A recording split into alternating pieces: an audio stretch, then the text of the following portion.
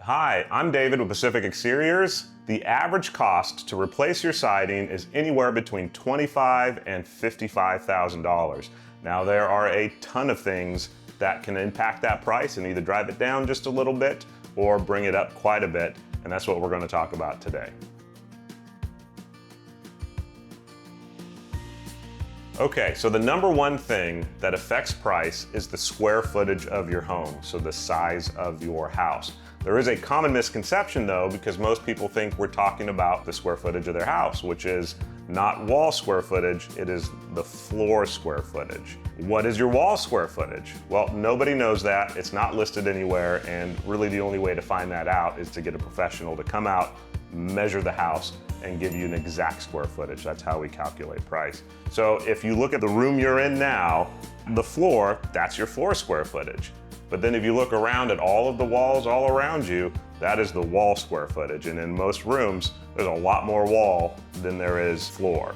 So if you live in a 1,500 square foot house, you might have 2,500 square feet of siding. So significantly more. Now every house is different and it ranges, but on average, the exterior square footage is either more or significantly more than what your floor square footage is. So if you ever use an online calculator, make sure you're taking that into consideration.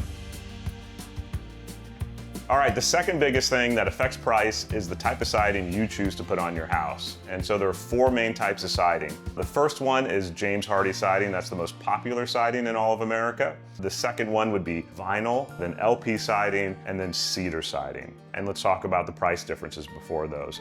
Vinyl, it's actually going to be both our least expensive and potentially most expensive. There are very low grades of vinyl siding. Think about the type of vinyl you might see on a mobile home or a backyard shed. That will be the least expensive, not by much, but a little less than our basic Hardie. The second most cost-effective siding is going to be James Hardie. Because it's so popular, there's a lot of it out there. It's all stocked locally, cost-effective, but also extremely durable.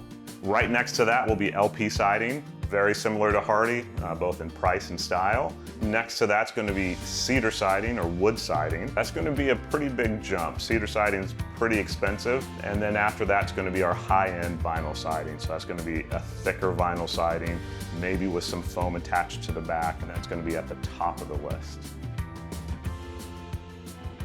The next thing that affects the price of your siding job is the design and style of the product you choose to put on your house. The most cost-effective and common product is horizontal lap siding, and that's what you see on most homes. That's what we use most often. Now, things that'll drive the cost up: shingle siding, board and batten siding, panel siding, or any vertical siding that a manufacturer might make. Now, most of the times we don't use those on the whole house. A lot of times we can minimize the cost increase to the project by isolating those to high design areas like the front of the home, a gable, a pop out. And so you can get the look of the siding, you can enhance the curb appeal, but also keep the cost reasonable.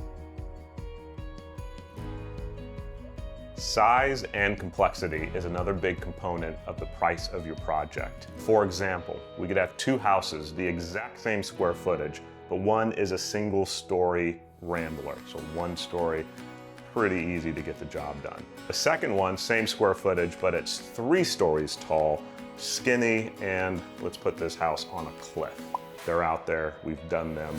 That house will take twice as long to do the exact same amount of square footage with the exact type of siding.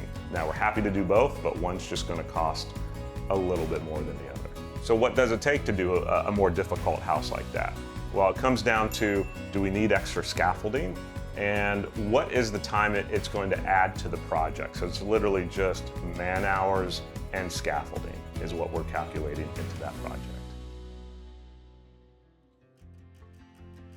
So in summary, there are a lot of things that can impact the price of your siding project. So if you would like to know exactly what your square footage is and how much your siding project costs down to the penny, go to our website and schedule a free siding estimate. Thanks for watching, and subscribe to our YouTube channel.